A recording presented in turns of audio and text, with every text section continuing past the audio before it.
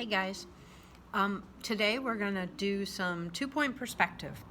And so I'd like you to do a practice, and I'd also like you to do a final. So in your Go packet, there are 2 pieces of paper. One is a slightly smaller piece and the other is a slightly larger piece, each by about 1 or 2 inches. And I'd like you to try a 2-point perspective cityscape. And so I might suggest to you that you watch some of these Circle Line Art School videos, and I will post some of them. They're really fantastic, and I sometimes like to just put them on in the background and watch them. These people draw so well, and they often only draw the lines they need. If you notice, they're drawing without a ruler, which is something. But you really get good at this. So I'd like you to give it a try. So again, I'll post some of those videos for you to watch. So what I'd like you to start with is a horizon line.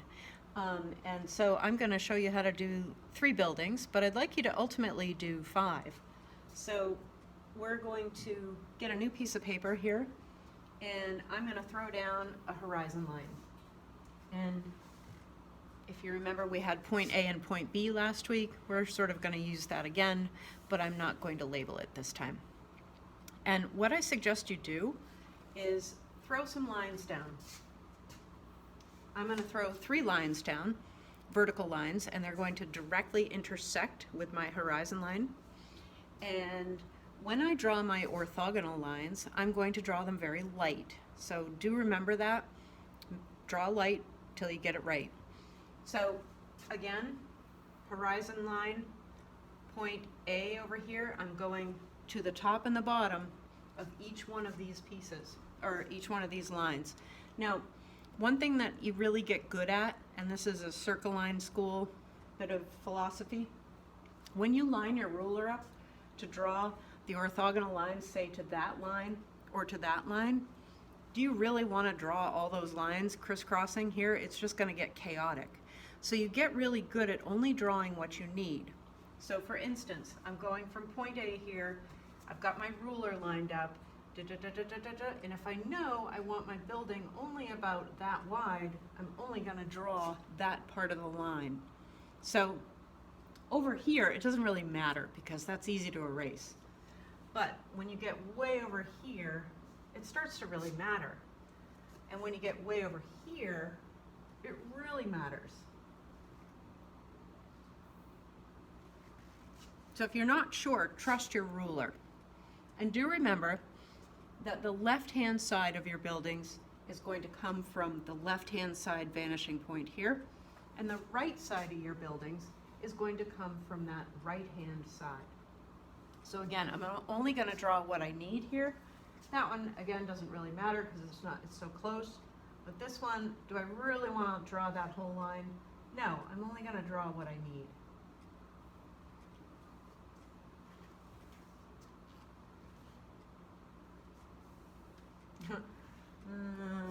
Yeah, that's about right.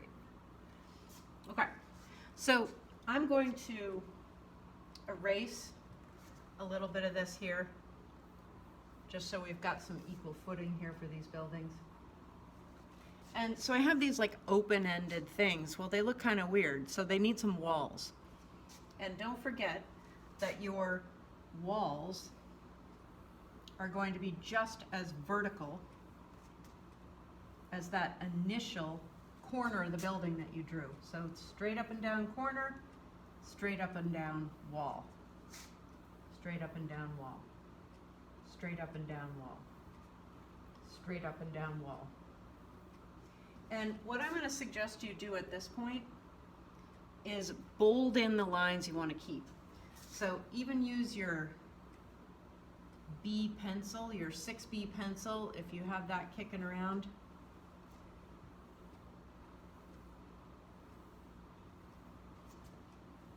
So I have these nice, powerful, bold lines. And do you see how close this building and this building are? If I wanted to, I could make that building overlap there. So I'm going to actually do that. I'm going to make that building overlap And all I'm going to do is just bring it over just a smidge, just so you can see how that happens. Okay? So now I've got these buildings that are overlapping. I'm going to put some roofs on these. And so I'm going to do that. If you remember, I'm going to put 3 different roofs on. I want a peaked roof, I'm going to have a round roof, and a peaked roof. So I'm going to take the side that I'm going to put the gable on, and I'm going to indicate a halfway mark on that top rafter. And then drawing really light here, I'm going to draw with my ruler a straight line up, straight line up, straight line up, and that way I know that my triangle is going to meet right at the top of that, or in this case, my round roof. Okay, so there are the ends of my roofs, or my roof lines. Now I'm going to remind you that if you used that angle for that side of the roof, you're just dropping down to use the same angle.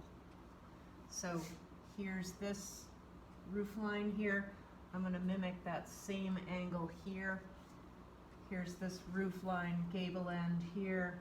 I'm going to use that same angle back down there. Now I've left this open because if you remember, the orthogonal line that goes back to the corresponding vanishing point is going to be used for that. So here it goes from this side, boom, boom, boom, boom, boom, only drawing what I need. Here it comes from this side, boom, boom, boom, boom, boom, only drawing what I need. And coming from this side, only drawing what I need. So I'm going to bold that in.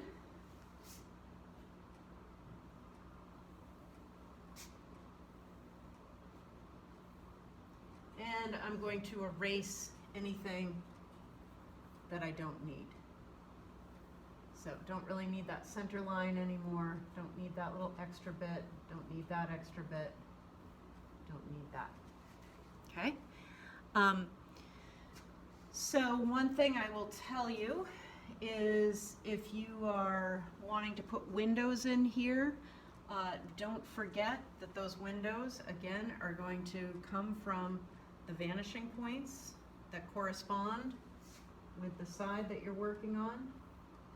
And those are pretty heavy lines there. Don't forget to keep your window panes, things like that, seriously vertical, like very, very vertical. Same thing goes for doors. And I'm using a really thick line here, so I'm kind of making a mess. So my door is on the right-hand side of this building, so that is going to come from that point there.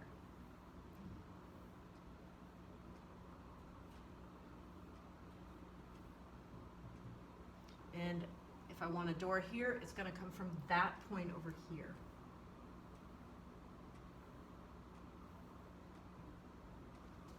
And this is going to come from way over there because it's on that left-hand side.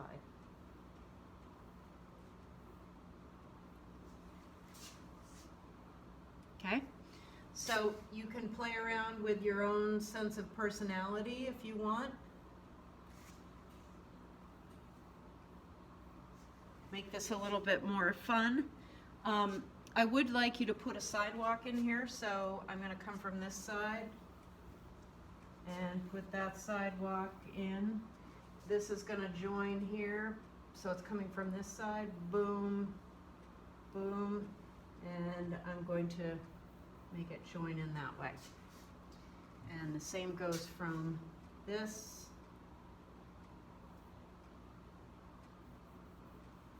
So you can see how that would kind of make sense a little bit. I'm also going to have you put some trees in.